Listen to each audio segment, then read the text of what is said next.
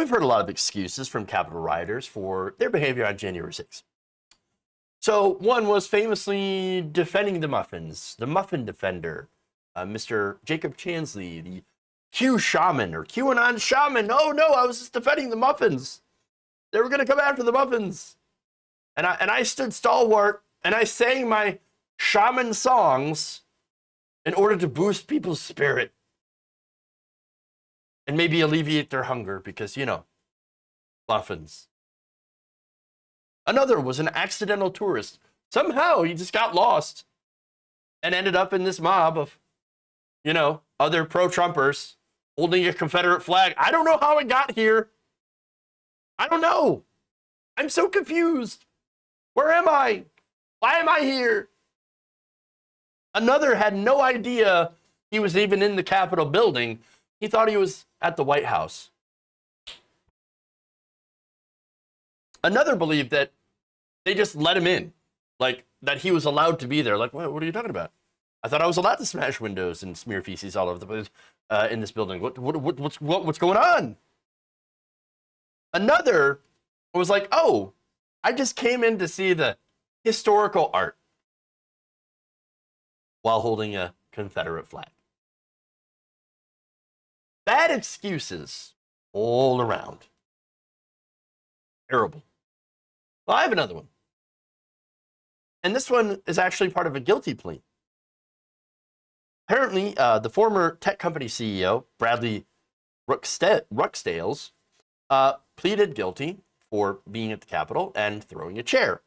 So now he threw a chair at police officers during the Capitol insurrection, but said, well, I wasn't really aiming it at anybody. So it's not like I was actually throwing a chair to hurt somebody. I was just throwing a chair in a general direction. And if it hits somebody, well, you know, I mean, that's not my fault. Not my fault at all. What are you talking about?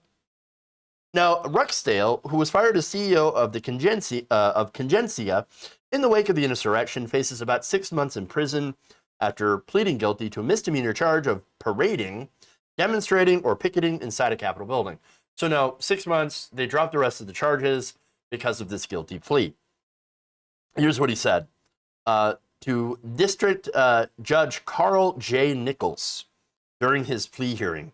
Quote, I was very careful when I was with the chair to make sure that nobody was within striking distance. So you pick up a chair and you're throwing it, but you don't want to hit anybody. Well, then what would be the point of picking up a chair? That doesn't make any sense. WUSA Channel 9 investigative reporter Scott McFarland, who attended that plea hearing, reported that Rukstales was taken to ground by an officer near the defensive line of police on January 6th. Per plea agreement, Rukstales will be asked to formally acknowledge that he knew he did not have permission to be in the Capitol on January 6th. Rukstales acknowledges throwing a chair on January 6th, but tells the judge he didn't throw it at any individual and argues that he was careful with it.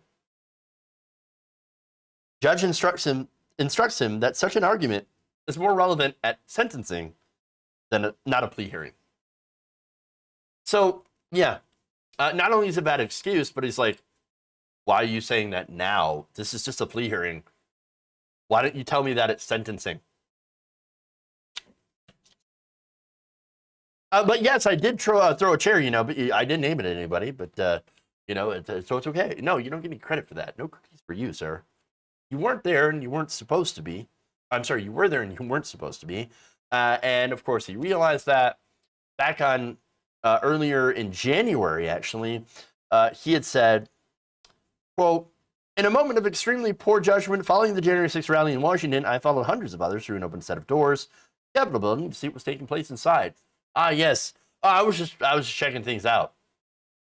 My decision to enter the Capitol was wrong, and I was deeply regretful to have done so without qualification. As a peaceful and law-abiding citizen, I condemn the violence and destruction that took place in Washington.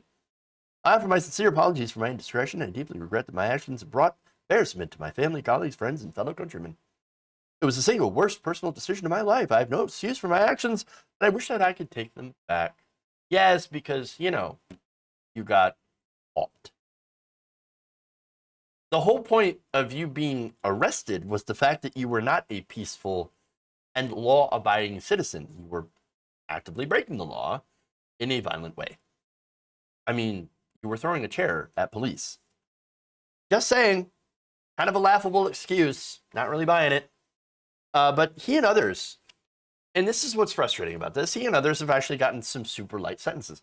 6 months, 6 months. Now, again, part of that is due to the guilty plea itself. If you go in, you plead guilty, you work with prosecutors, you're going to get a little bit of a lighter sentence with limited jail time. But still, a lot of these insurrectionists also will, not face felony charges. And the result of that, of course, is a couple of different factors, in my opinion. For one, no criminal history. That is really important, and a lot of these people do not have criminal history. They're also white and generally affluent. This guy was a former CEO. You had other people that flew in with private jets, business owners. These were not working class people, and definitely not working class people of color.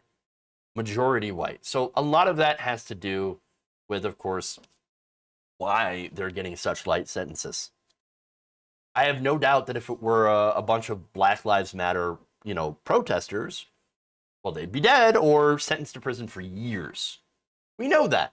We know that.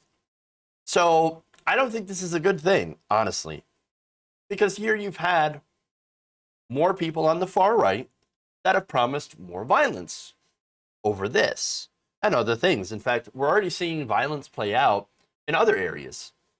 Anti-maskers, for example, anti-vaxxers attacking school boards. And they're doing so over mask mandates.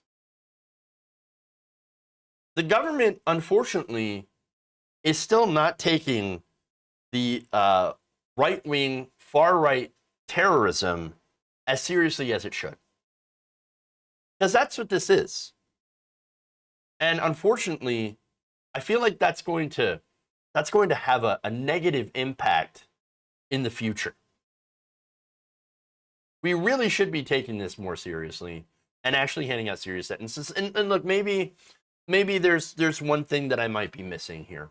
And it could be get some of the lower level people first and use that, maybe any information they know, to get higher level fish. If that's what they're doing, okay, I see the method here.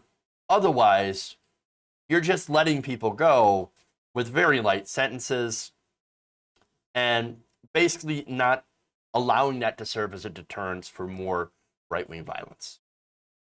If you enjoyed this video, please give us a like and share with your friends. You can subscribe and help out the channel by becoming a patron. It's patreon.com/Jeff Waldorf, or you can become a channel member as well by hitting the join button below.